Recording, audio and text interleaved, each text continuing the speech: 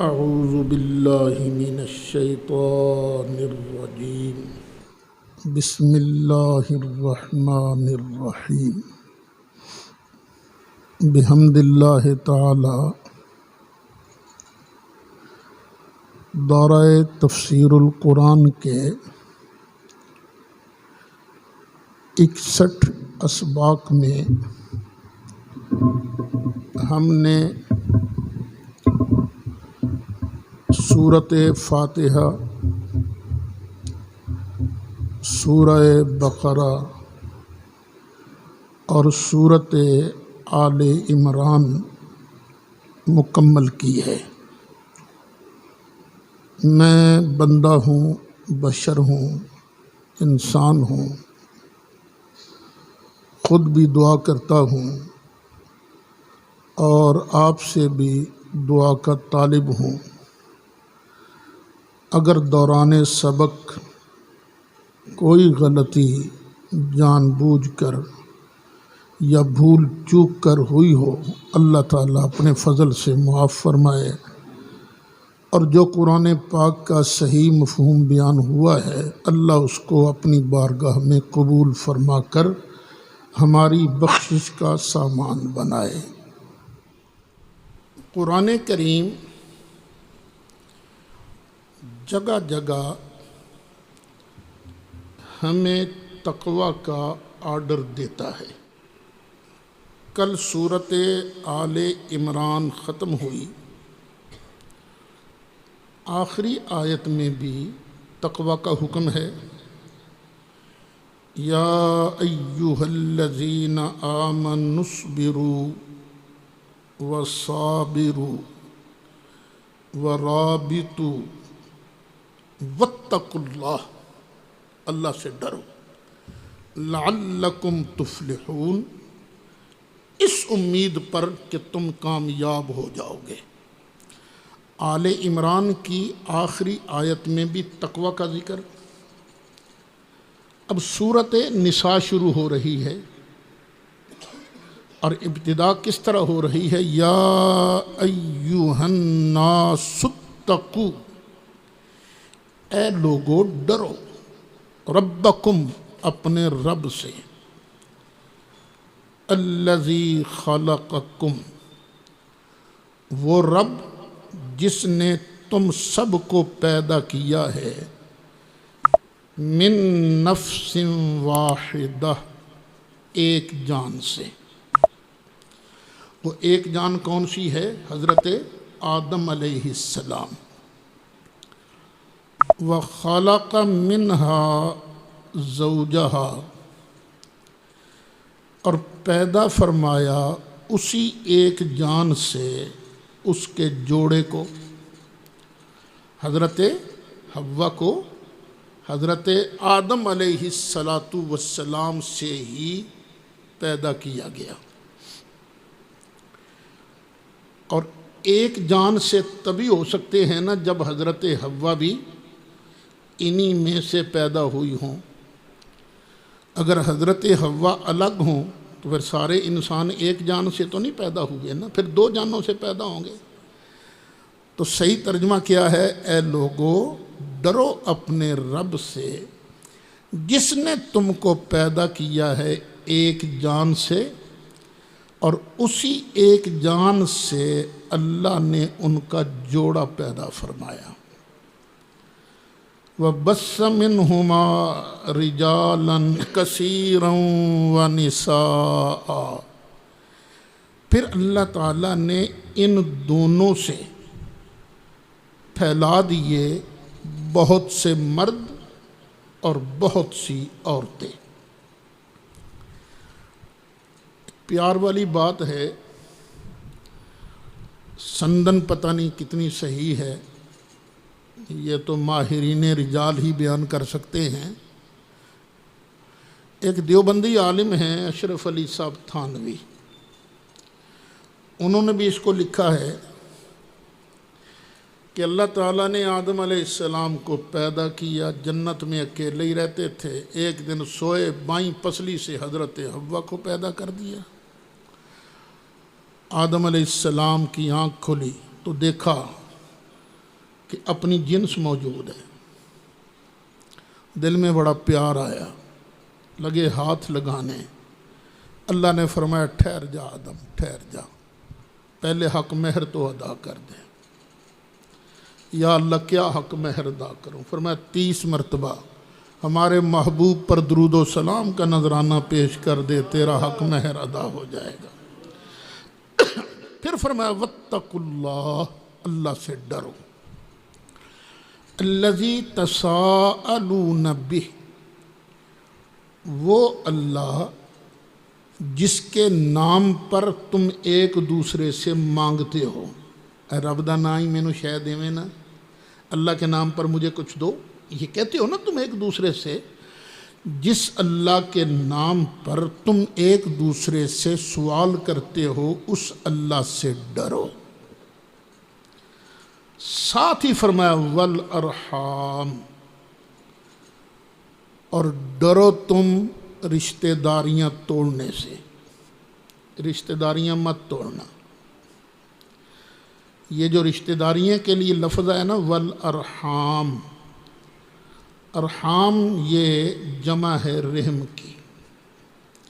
نبی کریم علیہ السلام نے فرمایا یہ رحم جو ہے یہ رحمان کے عرش کے ساتھ لٹکا ہوا ہے، اور یہ ندا کرتا ہے جس نے مجھے ملایا اللہ اس کو ملائے گا، اور جس نے میرا تعلق توڑا اللہ اس کو توڑے گا۔ تو خیال رکھا کیجئے، رشتہ داریاں نبھائیے۔ رشتہ داریاں نبھانا یہ بہت بڑے اجر کا سبب ہے۔ ویسے ہے بڑا مشکل رشتہ داریاں نبھانا، کئی بار میں بیان کر چکا ہوں۔ رشتہ دار کو کہتے ہیں اقرب، حمزہ کے ساتھ قریبی، اور ایک ہوتا ہے عین کے ساتھ اقرب، اس کا معنی ہے بچھو۔ الاقرب هو الاقرب، یہ قریبی بچھو ہی ہوتے ہیں، ڈنگ مارتے ہیں، تنگ ہوتا ہے، لیکن بندے کا کمال کیا ہے؟ اب بندے تجھ پر لازم کیا ہے جو نبی پاک کا غلام ہے، اللہ سے ڈرتا ہے۔ ایک صحابی نے نبی کریم علیہ السلام کی بارگاہ میں عرض کیا آقا مجھے میرے رشتہ دار تنگ ہی کرتے ہیں لیکن میں ان کو تنگ نہیں کرتا، میں ان کی سہولت کا سبب بنتا ہوں، وہ مجھے دکھ دیتے ہیں میں انہیں سکھ دیتا ہوں، وہ میرے لیے زحمت بنتے ہیں میں ان کے لیے رحمت بنتا ہوں۔ نبی کریم علیہ السلام نے فرمایا سچ کہہ رہے ہو؟ جی آقا سچ کہہ رہا ہوں۔ فرمایا پھر جب تک تو ایسے کرتا رہے گا ایک فرشتہ تیری مدد کے لیے اللہ تیرے ساتھ کھڑا رکھے گا۔ تو رشتہ داریوں کا خیال، یہ اسلام کا حسن ہے۔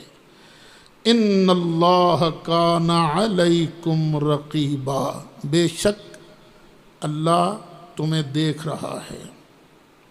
یہ نہ سمجھنا کہ ہم ظلم کر جائیں گے، زیادتی کریں گے، ہمیں پوچھنے والا کوئی نہیں، اللہ تمہیں دیکھ رہا ہے۔ یہ سورۃ نساء نازل ہوئی ہے غزوہ احد کے بعد۔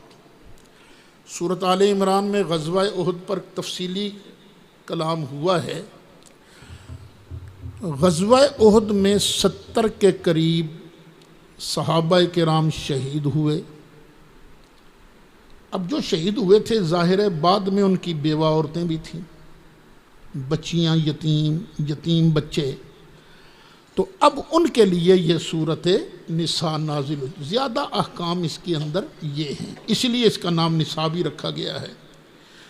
فرمایا وَآتُوا الْيَتَامَىٰ أَمْوَالَهُمْ، یتیموں کو ان کے مال دے دو، یتیموں کو ان کے مال دے دو۔ ایک صحابی جن کا نام ہے سعد، وہ غزوہ احد میں شہید ہو گئے، بھائی نے باقی سارے مال پر قبضہ کر لیا، اس کے بچوں کو کچھ نہیں دیا۔ انہوں نے سرکار کی بارگاہ میں شکایت لگائی تو اللہ نے قرآن کی آیتیں نازل فرمائی، وَآتُوا الْيَتَامَىٰ أَمْوَالَهُمْ، یتیموں کے مال دو، یتیموں کو ان کے مال دو۔ پھر مال ہی دینا ہے، ایسے نہ کرو۔ وَلَا تَتَبَدَّلُ الْخَبِيثَ بِالطَّيِّبِ، کہ تم ان کو ردی چیزیں دے دو اور خود اعلیٰ چیزیں لے لو۔ مثلاً تمہارا بھتیجا ہے، یتیم ہے، جس کا باپ فوت ہوا، اس کے حصے میں آتی ہیں 20 بکریاں، تو ایسے نہ کرنا کہ ماڑیاں جیاں بکریاں انہوں دے دیتے، آپ تکڑیاں تکڑیاں لے لو، نہ، ردی چیز دے کر اعلیٰ چیز خود نہ لینا۔ وَلَا تَأْكُلُوا أَمْوَالَهُمْ إِلَىٰ أَمْوَالِكُمْ، اور یہ بھی نہ کرنا کہ یتیموں کے مال اپنے مالوں کے ساتھ مکس کر کے تم ان کو کھا نہ جانا۔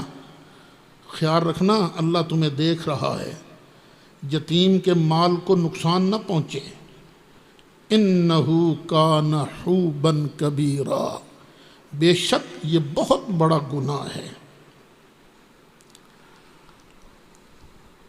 ایسے ہوتا تھا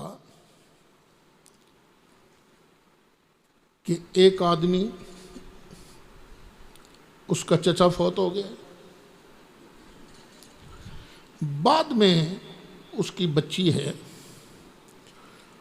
حسن و جمال والی، پیسے والی، تو بندہ اس کا پیسہ ہڑپ کرنے کی وجہ سے نہ اس کے ساتھ شادی کر لیتا تھا، پھر نباہ نہیں کرتا تھا، جس طرح ہوتا ہے نا بیوی کے ساتھ اچھا سلوک کرنا، وہ نہیں کرتا تھا۔ تو اللہ تعالیٰ نے ارشاد فرمایا وَإِنْ خِفْتُمْ، اگر تمہیں یہ خوف ہو کہ اللہ تقسطوا فی الیتامی، کہ یتیم بچیوں کے بارے تم انصاف نہیں کر سکو گے، پھر ان کے ساتھ شادی بھی نہ کرو۔ پھر تم کیا کرو؟ فَانْكِحُوا، نکاح کرو، مَا طَابَ لَكُمْ، جو تمہیں اچھی لگیں۔ کون؟ من النساء، عورتیں، جو عورتیں اچھی لگتی ہیں ان کے ساتھ نکاح کرو۔ مثنا، 2 وثلاثہ، 3 ورباع، 4 4 تک عورتیں تمہیں کرنے کی اجازت ہے، لیکن یتیم بچی پر ظلم کرنے کی تمہیں اجازت نہیں۔ اچھا، تم نے 4 کا ارادہ کر لیا، پھر فَإِنْ خِفْتُمْ أَلَّا تَعْدِلُوا، تمہیں لگا ڈر کہ میں انصاف نہیں کر سکوں گا، عدل نہیں کر سکوں گا، فَوَاحِدَةً، پھر بس ایک پر ہی گزارا کرو۔ اگر انصاف نہیں کر سکتے تو دوسری شادی کی اجازت نہیں ہے۔ دوسری شادی کی اجازت کب ہے؟ جب تم انصاف کر سکو۔ او ما ملکت ایمانکم، یا پھر ایسے کرو، زیادہ شادیاں نہ کرو، جو لونڈی ہے جن کے تمہارے دائیں ہاتھ مالک ہیں ان پر گزارا کرو۔ ذالک ادنی الا تعولوا، یہ اس لیے ہے کہ تم سے ظلم نہ ہو سکے، یہ انصاف کے زیادہ قریب ہے۔ اور پھر وَآتُوا النِّسَاءَ صَدُقَاتِهِنَّ نِحْلَةً، تم نے عورت سے نکاح کر لیا، حق مہر دینا ہوتا ہے نا، تو حق مہر دیتے وقت ڈنڈی نہ مارنا، دل کوڑے نہ ہائے میرا مال چلا جائے گا، نحلہ، ہنسی خوشی حق مہر ادا کرو۔ اکثر نکاحوں میں جانے کا اتفاق ہوتا ہے، ہمارے ہاں ایک رواج ہے، او حق مہر شرعی رکھو جی۔ یہ شرعی حق مہر کیا ہوتا ہے؟ بیٹا جی سن لو، شرعی حق مہر وہ ہے جو لڑکے کی پسلی ہے، یہ نہیں کہ تسی 500 روپیہ شرعی حق مہر ہے جی وہ رکھ لو، یہ تو خام خواہ بچی پر ظلم ہے نا۔ تو ظلم نہ کرو، ہنسی خوشی ان کا حق مہر دو۔ ہاں ایک بات ہے، فَإِن طِبْنَ لَكُمْ عَنْ شَيْءٍ مِّنْهُ نَفْسًا، پھر وہ اگر اپنی خوشی سے کچھ تمہیں معاف کر دیں، فَكُلُوهُ هَنِيًّا مَرِيًّا، تو پھر تم کھا سکتے ہو اس حق مہر کو راضی خوشی، مزہ لے لے کر تم کھا سکتے ہو، لیکن یہ کب ہے؟ جب بچی اپنی خوشی سے حق مہر معاف کرے۔ اگر زبردستی معاف کرایا جائے تو یہ بہت بڑا گناہ ہے، حق مہر تمہارے ذمہ لازم رہے گا اگر زبردستی کرو گے تو۔ وَلَا تُؤْتُوا السُّفَهَاءَ أَمْوَالَكُمْ۔ اچھا، جو آدمی فوت ہو جائے، یتیم بچے ہیں، ان کا مال ہے، تو یہ مال ضائع بھی نہیں کرنا۔ یہ تم ناسمجھ بچے جو ہیں ان کو مال نہ دو۔ التی جعل اللہ لکم قیاما، یہ مال وہ ہیں جن مالوں کو اللہ تعالیٰ نے تمہارے قیام کا، بسر اوقات کا ذریعہ بنایا ہے۔ اللہ مال دے تو بے دردی سے اسے ضائع نہیں کرنا۔ وَارْزُقُوهُمْ فِيهَا، یتیم بچے کا مال تمہارے پاس ہے، ضائع نہیں کرنا، ہاں ان کو اس میں سے کھانے کو دو۔ وَاكْسُوهُمْ، اور انہیں پہننے کو دو، وہ جو مال ہے یتیم کا تمہارے پاس۔ وَقُولُوا لَهُمْ قَوْلًا مَعْرُوفًا، اور ان سے جب بھی بات کرو اچھی بات کرو، دستور کے مطابق بات کرو، یہ نہیں کہ خام خواہ ان کو تانے دیتے رہو، ان کو جھڑکتے رہو۔ یہ پتہ ہے نبی کریم علیہ السلام نے یتیم کے بارے کیا فرمایا ہے؟ آنا وکافل الیتیم ہاکذا، سرکار نے 2 انگلیاں جوڑ کر ارشاد فرمایا، میں اور کسی یتیم کی کفالت کرنے والا جنت میں اس طرح ہوں گے۔ جس طرح دونوں انگلیوں کے درمیان کوئی فرق نہیں ہے، اسی طرح یتیم کی کفالت کرنے والا، خواہ اپنا یتیم ہو خواہ بیگانہ یتیم ہو۔ اپنے یتیم کا مطلب کیا ہے؟ اپنا بیٹا تھا، فوت ہو گیا، اب پوتے ہیں، پوتیاں ہیں، یہ اپنے یتیم ہیں۔ بیٹی ہے، بیٹی فوت ہو گئی، اب اس کے بچے تم ان کی پرورش کر رہے ہو، تو یہ اپنے یتیم ہیں۔ اپنا یتیم ہو یا بیگانہ یتیم ہو تو ان کے ساتھ اچھی بات کہنی ہے، ان کا دل ٹوٹنے نہ پائے۔ اچھا، پھر وہ تمہارے پاس جو مال ہے نا، وَابْتَلُوا الْيَتَامَى، یہ یتیموں کی نا ذرا پرکھ بھی کرتے رہو، یہ سیاںا ہوا ہے کہ نہیں ہلے، کبھی سودا لینے بھیج دیا، کبھی کسی کام بھیج دیا، پتہ چل جائے یہ سنبھال سکتا ہے کہ نہیں۔ حَتَّى إِذَا بَلَغُوا النِّكَاحَ، یہاں تک کہ وہ نکاح کی عمر تک پہنچ جائیں۔ نکاح کی عمر کیا ہے؟ جب بچے کو احتلام شروع ہو جائے، یہ ہے پہلی شے۔ اگر یہ نہیں تو ناف کے نیچے اگر بال اگنے شروع ہو جائے تو اب یہ بلوغت کی حد کو پہنچ گیا ہے۔ اگر کچھ بھی نہ ہو تو چاند کے حساب سے 15 سال کا لڑکا ہو جائے تو وہ بالغ ہے۔ بچی اگر اس کو حیض شروع ہو جائے تو وہ بالغہ ہے۔ حتیٰ اذا بلغ النکاح، ان کو جانچتے رہو، پرکھتے رہو، ان کی ٹریننگ کرتے رہو، یہاں تک کہ اگر وہ پہنچ جائیں نکاح کی عمر تک۔ فَإِنْ آنَسْتُم مِّنْهُمْ رُشْدًا، پھر اگر تم نے ان میں سے ہدایت محسوس کر لی، عقل تم نے پرکھ لی کہ واقعی اب سیانے ہو گئے ہیں، اپنا مال سنبھال سکتے ہیں، فَادْفَعُوا إِلَيْهِمْ أَمْوَالَهُمْ، اگر وہ ناسمجھ ہوں پھر نہیں مال دینا، اگر سمجھدار ہو جائیں تو پھر تم ان کو ان کے مال دو۔ اور یاد رکھنا، وَلَا تَأْكُلُوهَا إِسْرَافًا وَبِدَارًا أَن يَكْبَرُوا، مال ہوتا ہے نا، مال تو جلدی جلدی بھی نہ کھا جانا، فضول خرچی سے نہ کھا جانا، کیونکہ ظاہر ہے مال اس کا ہے، آگے مسئلہ آئے گا۔ اگر کفالت کرنے والا غنی ہے وہ یتیم کے مال سے کچھ نہ لے، اگر یہ کفالت کرنے والا خود بیچارہ مجبور ہے تو وہ یتیم کے مال سے اپنا حق المحنت لے سکتا ہے۔ اب اس کو فرمایا جا رہا ہے اوئے یتیم کے مال کو نہ جلدی جلدی میں نہ کھا جانا، فضول خرچ سے نہ کھا جانا، وَبِدَارًا أَن يَكْبَرُوا، یہ بڑے نہ جلدی ہو جائیں کہیں، اس لیے مکاؤ مال نو، یہ نہ کرنا۔ وَمَنْ كَانَ غَنِيًّا فَلْيَسْتَعْفِفْ، اور اگر کفالت کرنے والا غنی ہے، مالدار ہے، تو اس کو یتیم کے مال سے بچنا چاہیے۔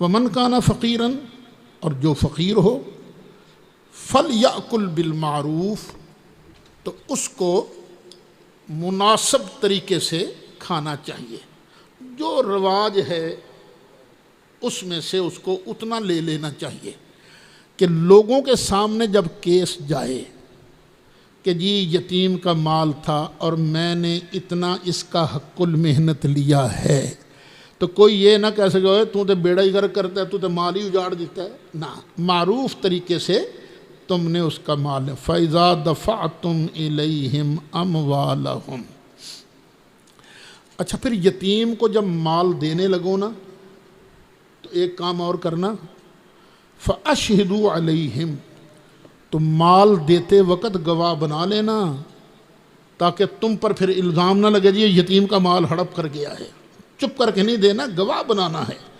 وَكَفَى بِاللَّهِ حَسِيبًا، اور اللہ تعالیٰ کافی ہے حساب لینے والا، اللہ سے بڑھ کے کون حساب لے گا، وہ کافی ہے۔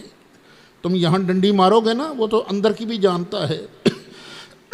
لِلرِّجَالِ نَصِيبٌ مِّمَّا تَرَكَ الْوَالِدَانِ وَالْأَقْرَبُونَ،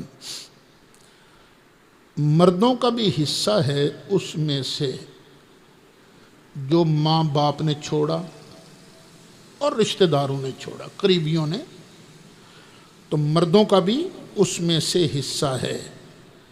وَلِلنِّسَاءِ نَصِيبٌ مِّمَّا تَرَكَ الْوَالِدَانِ وَالْأَقْرَبُونَ، اور عورتوں کا بھی حصہ ہے اس مال میں سے جو والدین نے چھوڑا یا قریبی رشتہ داروں نے چھوڑا۔ اچھا پہلے یہ ہوتا تھا اسلام سے پہلے، جب کوئی مرتا تھا نا تو جو بڑا بیٹا ہوتا تھا سارا مال وہی ہڑپ کر جاتا، نہ عورتوں کو کچھ دیتے تھے نہ چھوٹے بچوں کو۔ کہتے تھے جی جنگ میں تو ہم نے جانا ہوتا ہے نا، اس لیے ان کا کیا کام ہے، ان کو ہم کیوں دیں؟ تو قرآن نے اس برے رواج کو بھی توڑ کے رکھ دیا، نہیں، مردوں کا بھی حصہ ہے اور عورتوں کا بھی حصہ ہے۔ مما قل منہ او کثر، خواہ وہ مال تھوڑا ہو یا زیادہ، ہڑپ نہیں کر سکتے تم مال۔ نصیبا مفروضا، یہ حصہ ہے مقرر کیا ہوا، ہم نے حصے مقرر کر دیے ہیں۔ وَإِذَا حَضَرَ الْقِسْمَةَ، اور جب مال تقسیم کرنے کا وقت آئے، آ جائیں اولو القربا، رشتہ دار،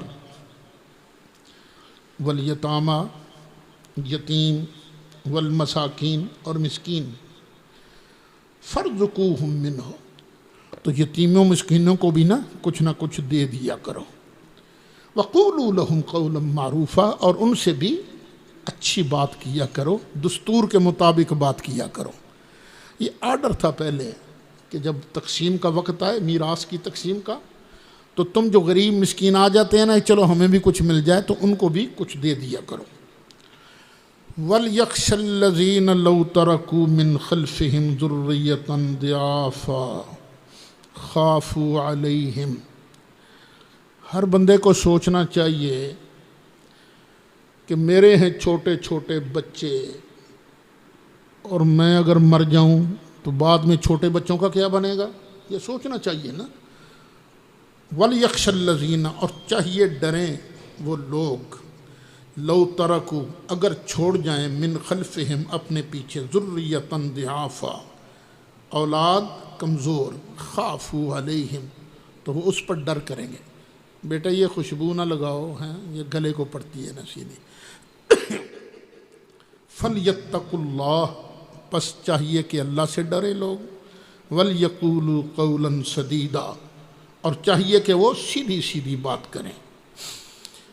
آگے اللہ تعالیٰ نے مہر لگائی، ان الذین یأکلون اموال الیتامی ظلما، بے شک جو لوگ یتیموں کا مال ظلم کرتے ہوئے کھاتے ہیں، انما یأکلون فی بطونہم نارا، وہ اپنے پیٹوں میں آگ کھا رہے ہیں، مال نہیں، گندم نہیں، آٹا نہیں، گھی نہیں، وہ اپنے پیٹ کے اندر آگ جمع کر رہے ہیں۔ وَسَيَصْلَوْنَ سَعِيرًا، اور وہ جائیں گے جہنم کے اندر، ان قریب بھڑکتی ہوئی آگ کے اندر جائیں گے۔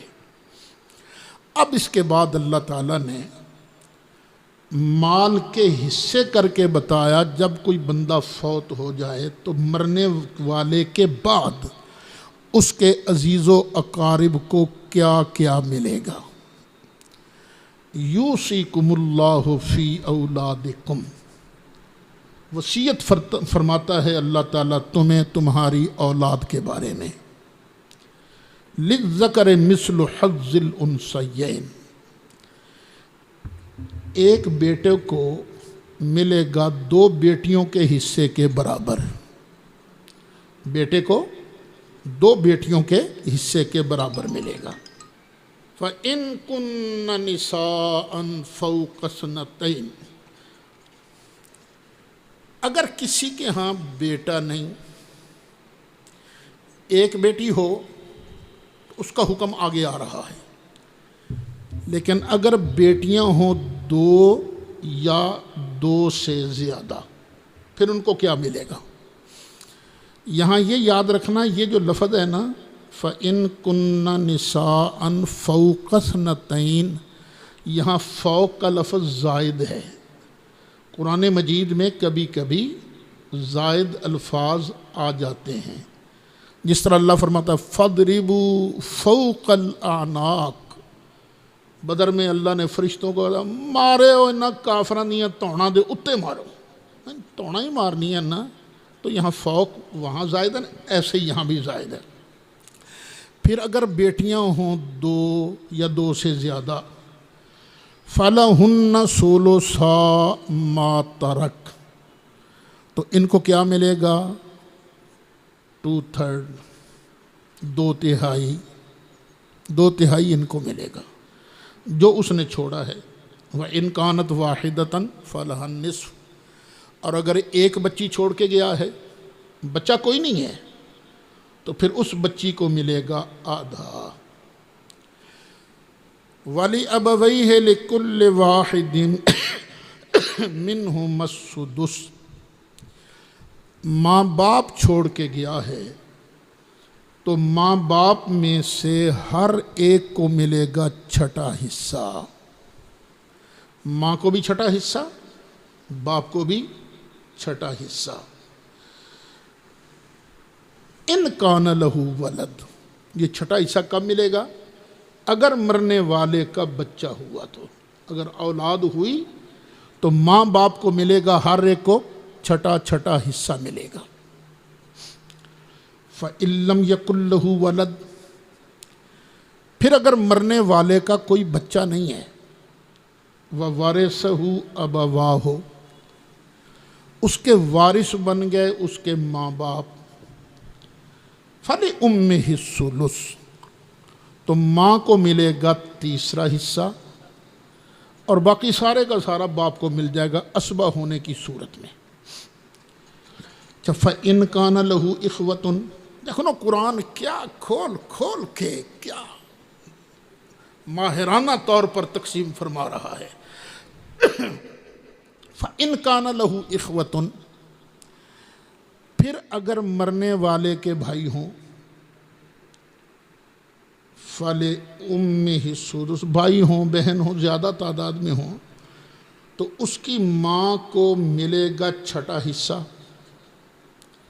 لیکن من بعد وصیۃ یوصی بها او دین، پہلے اس پر جو قرضہ ہے وہ قرضہ ادا کیا جائے گا،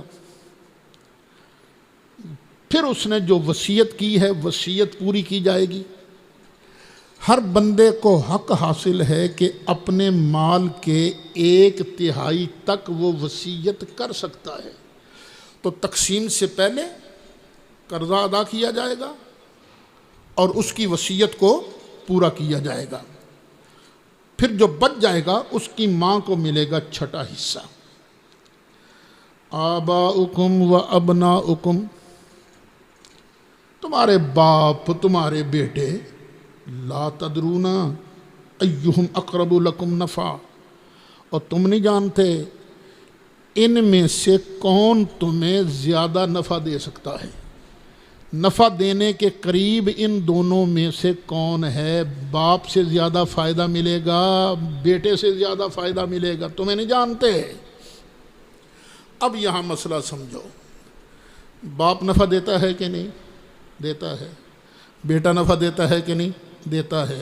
ہاں ہمیں نہیں پتہ باپ سے زیادہ نفع ملے گا یا بیٹے سے زیادہ نفع ملے گا، اور یہ جو وہابی لوگ کہنا شروع کر دیتے ہیں اللہ کے بغیر کوئی نفع دے ہی نہیں سکتا، یہ تو قرآن کی آیت کے خلاف ہے نا۔ قرآن کہتا ہے باپ بھی نفع دیتا ہے، ماں بھی نفع دیتی ہے۔ ہاں ایک بات ہے، یہ نفع دیتے ہیں اللہ کے اذن سے، اللہ کی عطا سے۔ اگر اللہ کا اذن نہ ہو، اللہ کی عطا نہ ہو، تو پھر کوئی بھی نفع نہیں دے سکتا، حتیٰ کہ نبی اور رسول بھی اسی وقت نفع دیتے ہیں جب اللہ کا اذن ہوتا ہے، اللہ کی عطا ہوتی ہے۔ فریضۃ من اللہ، یہ اللہ نے حصہ مقرر کیا ہوا ہے۔ ان اللہ کان علیما حکیما، بے شک اللہ تعالی علم والا ہے، حکمت والا ہے۔ وَلَكُمْ نِصْفُ مَا تَرَكَ أَزْوَاجُكُمْ إِن لَّمْ يَكُن لَّهُنَّ وَلَدٌ، تمہارا کوئی بیٹا بیٹی نہیں ہے، بچہ نہیں ہے، تمہاری بیوی فوت ہو گئی،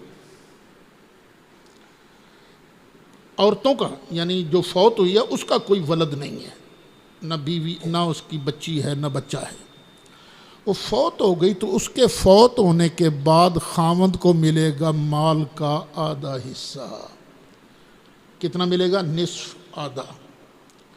فَإِن كَانَ لَهُنَّ وَلَدٌ، پھر اگر مرنے والی کے بچے ہیں، فَلَكُمُ الرُّبُعُ، تو تمہیں ملے گا 1/4، چوتھائی، مِمَّا تَرَكْنَا، جو وہ چھوڑ کے گئی ہیں، من بعد وصیت یوصین بہا او دین، وصیت پوری کرنے کے بعد اور قرضہ ادا کرنے کے بعد۔ اگر اس کے بچے ہیں تو خاوند کو ملے گا چوتھائی حصہ، اگر اس کے بچے نہیں، فوت ہو گئی، تو خاوند کو ملے گا آدھا۔ اچھا اب اگر تم فوت ہو گئے، وَلَهُنَّ الرُّبُعُ مِمَّا تَرَكْتُمْ إِن لَّمْ يَكُن لَّكُمْ وَلَدٌ، اگر تم فوت ہو گئے، تمہارا بچہ کوئی نہیں، تو اب تمہاری بیویوں کو ملے گا چوتھا حصہ۔ فَإِن كَانَ لَكُمْ وَلَدٌ، پھر اگر تمہارا بچہ ہے، فَلَهُنَّ الثُّمُنُ، تو ان عورتوں کو ملے گا 8واں حصہ۔ کس میں سے 8واں حصہ؟ مما ترکتم، جو تم نے چھوڑا، من بعد وصیت توصون بہا او دین، جو تم وصیت کر کے گئے ہو، وصیت پوری کر کے قرضہ ادا کرنے کے بعد جو مال بچے گا اس کا تمہیں ملے گا 8واں۔ وَإِن كَانَ رَجُلٌ يُورَثُ کلالہ، اور مرنے والا اگر ہے ایسا بندہ جو وارث چھوڑ کے گیا کلالہ کو، ایسا بندہ جس کی نہ ماں نہ باپ نہ بیٹا نہ بیٹی، ہم کیا کہیں گے؟ اس نے کلالہ وارث چھوڑا ہے، یعنی کوئی نہیں۔ او امرأۃن، یا عورت ہے، وَلَهُ أَخٌ أَوْ أُخْتٌ، اس کا ایک بھائی ہے یا ایک بہن ہے، کوئی بھائی بہن ہو، سگے ہوں، باپ کی طرف سے ہوں، ماں کی طرف سے ہوں، فَلِكُلِّ وَاحِدٍ مِّنْهُمَا السُّدُسُ، تو ہر ایک کو چھٹا حصہ ملے گا۔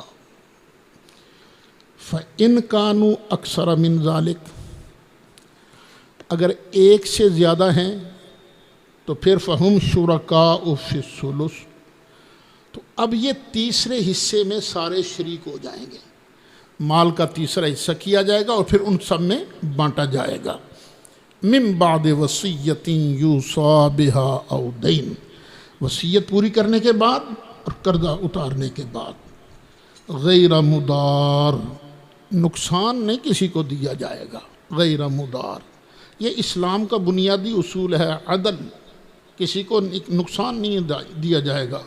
وصیۃ من اللہ واللہ علیم حلیم، یہ اللہ کا ارشاد ہے، اللہ کی طرف سے آرڈر ہے، اور اللہ تعالیٰ علم والا ہے، حلم والا ہے۔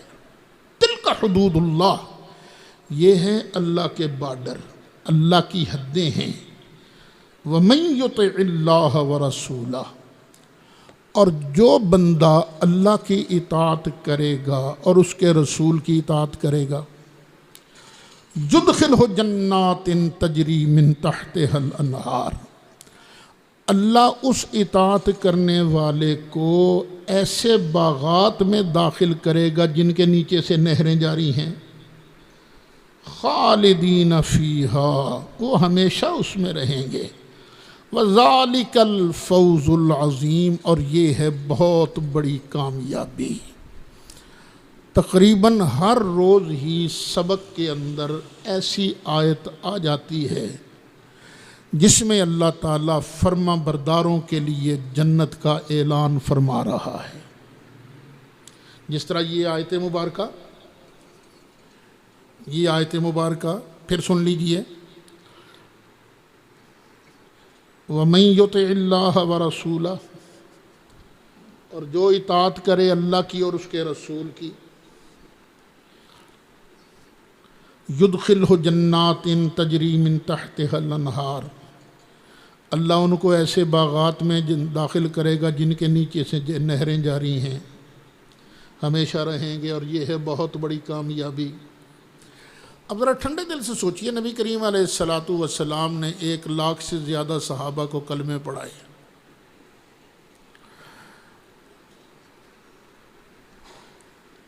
شیعہ کہتے ہیں صرف 3 آدمی مسلمان رہے، باقی سارے بے ایمان ہو گئے۔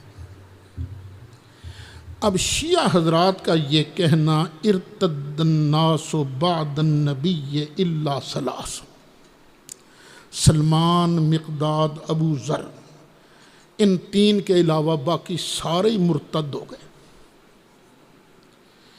میں آپ سے پوچھتا ہوں، کوئی استاد ہو، استاد کے پاس 100 شاگرد نے پڑھا، ایک مسا ہی پاس ہویا، تو استاد کو لائق کہا جائے گا، نالائق کہا جائے گا؟ بولو، اگر 97 پاس ہو جائیں، نہیں بڑا استاد یار ہے، 97% رزلٹ۔ ایک پیر ہے، پیر کا کام ہے دلوں کے گند وند دور کرنا، تزکیہ قلب کرنا، وہ اپنے مریدوں کو پاک کرنے کی کوشش کرتا ہے۔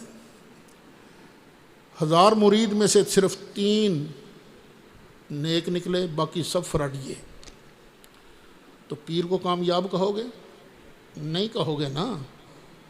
تو یہ جو شیعہ کہتے ہیں کہ بس صرف 3 ہی کامیاب ہوئے، باقی سب بے ایمان ہو گئے، اور تم صحابہ پر اعتراض کرتے ہو، یا صحابہ کرام کو جس نے کلمہ پڑھایا، جس نے تربیت کی، جس نے قرآن سکھایا، اس پر اعتراض کرتے ہو؟ یہ اعتراض یہودیوں کی معرفت آیا ہے ان کے اندر، اور یہ ڈائریکٹ اعتراض ہے نبی مکرم شفیع معظم جان دو عالم صلی اللہ علیہ وسلم پر۔ حالانکہ قرآن بار بار اعلان کرتا ہے، لقد من اللہ علی المؤمنین اذ بعث فیہم رسولا من انفسہم یتلو علیہم آیاتہ، ان کے سامنے آیتیں تلاوت فرماتے ہیں، ویزکیہم، اور ان کو پاک کرتے ہیں، وَيُعَلِّمُهُمُ الْكِتَابَ، ان کو قرآن کی تعلیم بھی دیتے ہیں، والحکمہ، اور حکمت بھی سکھاتے ہیں۔ تو نبی کریم علیہ السلام، سارے نبی دنیا میں تشریف لائے، سب نے بڑی شاندار محنت کی، لیکن مصطفیٰ جیسا تو کوئی نہیں نہ آیا ہے۔ اگر یہ کہتے ہو کہ نبی پاک علیہ السلام کوئی اچھے لوگ چھوڑ کے ہی نہیں گیا، سارے بے ایمان تھے، تو پھر نبی نہیں ہے۔ لیکن اللہ کی قسم ہے، میرا مصطفیٰ اللہ کا سب سے پیارا نبی ہے۔ وَمَن يَعْصِ اللَّهَ وَرَسُولَهُ، اور جو نافرمانی کرتا ہے اللہ کی اور اس کے رسول کی۔ فرما برداروں کا انجام سن لیا، اب نافرمانوں کا سن لو۔ وَيَتَعَدَّ حُدُودَهُ، اور وہ اللہ کی حدوں سے تجاوز کرتا ہے۔ یہ بارڈر ہے نا، اللہ نے کچھ بارڈر بنائے ہیں، جو بارڈر کراس کرے گا، حد کو توڑے گا، اسے سزا ملے گی۔ يُدْخِلْهُ نَارًا خَالِدًا فِيهَا، تو اللہ اس کو جہنم کے اندر داخل کرے گا اور وہ اس میں ہمیشہ رہے گا۔ وَلَهُ عَذَابٌ مُّهِينٌ، اور اس کے لیے ذلیل کر دینے والا عذاب ہے۔